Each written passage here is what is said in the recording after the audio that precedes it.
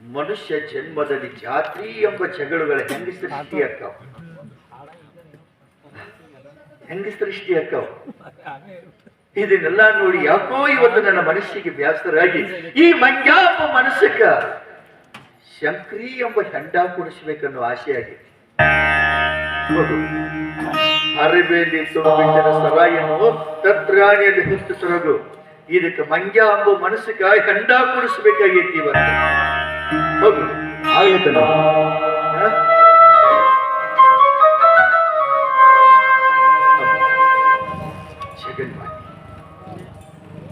ಬನಶಂಕರಿ ಶಾಕಂಬರಿ ತಾಯಿ ಸರ್ವಮಂಗಳ ರೂಪಿಯಾದ ಶರೀಫ ಭವಬಂಧನ ಸಂಸಾರ ಎಂಬ ಸಾಗರದ ನೂಕಬೇಕಂತ ಆಸೆ ಪಟ್ಟಿದೀಯ. ಸೃಷ್ಟಿಯನ್ನು ತಡೆಯುವುದು ಯಾರಿಂದಲೂ ಸಾಧ್ಯವಿದ್ದ.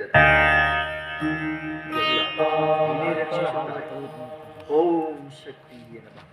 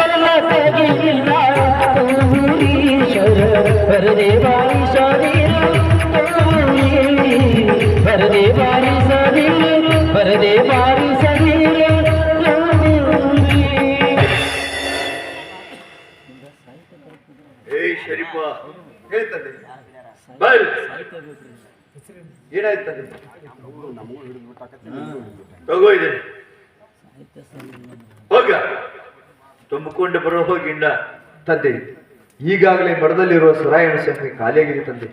ಹೀಗೆ ಮತ್ತೆ ತೆಗೆದುಕೊಂಡು ಬಾ ಅಂದ್ರೆ ನಾನು ಎಲ್ಲಿಂದ ಬರುತ್ತಲ್ಲ. ಏನು ಮಠದಲ್ಲಿದ್ದ ದಾರು ಎಲ್ಲ ಆಗಿ ಹೋತ? ಹೌದು ತಂದೆ. ಶರೀಫ, ಮನುಷ್ಯಗಿಂತ ಬೇಕನ್ನು ವಸ್ತು ಬಯಸಿದಾಗ ಸಿಗ್ಲಿಕ್ಕಂದ್ರ ಜೀವನ ಒಂದು ಚಟಪಟ ಚಟಾಡಿಸ್ತೈತಿ. ಹಂಗೆ ಇವತ್ತು ನನಗೆ ದಾರು ಬೇಕಂತ ಮನಸ್ಸು ಬೇಡ ಆಗ್ತೈತಿ. ಹೌದು,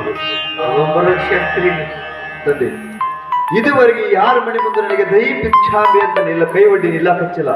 ಈಗ ಯಾರ ಮನೆಗೆ ಹತ್ತಿರ ಹೋಗಿ ತೆಗೆದುಕೊಂಡು ಬರ್ತದೆ? ಯಾರ ಮನೆ ಹತ್ತಿರ ಹೋಗಿ ಭಿಕ್ಷೆ ಬೇಡಿಲ್ಲ. ಏ ಶರೀಫ, ಹೇಳ್ತದೆ ಅದು ಅಲ್ಲಿ ನೋಡು, ಗುಡಿಗೇರಿ ಅಭಿಷಾಗ ದ್ಯಾಮೋನ ಕುಡಿಸ್ಯಾರ. ಹೌದು, ಗುಡಿಗೇರಿ ಅಭಿಷಾಗ ಕುಡಿಸಿದ ದ್ಯಾಮೋನ ಕೇಳಿಸಿಕೊಂಡು ಬರಬಹುದು. ಆಯ್ತು ತಂದೆ, ನೀನು ಹೇಳಿದಾಗ ಗುಡಿಗೇರಿ ಅಗಸಿ ಬಾಗಿಲಲ್ಲಿ ಕುಣಿಸಿರುವ ದ್ಯಾಮೋ ತಾಯಿ ಹತ್ರನೇ ಇಸ್ಕೊಂಡು ಬರ್ತೇನೆ ತಂದೆ.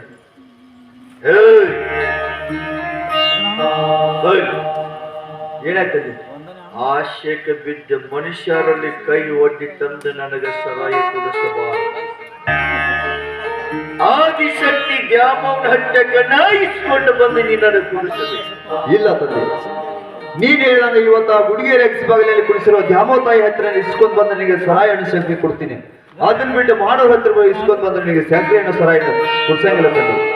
ಆದಿಶಕ್ತಿ ಹತ್ರ ಇಸ್ಕೊಂಡು ಬರ್ತಿರ್ತದೆ. ನನಗಾದ್ರೂ ಆಸೆ. ಓಂ ಶಕ್ತಿಯ ನಮಃ.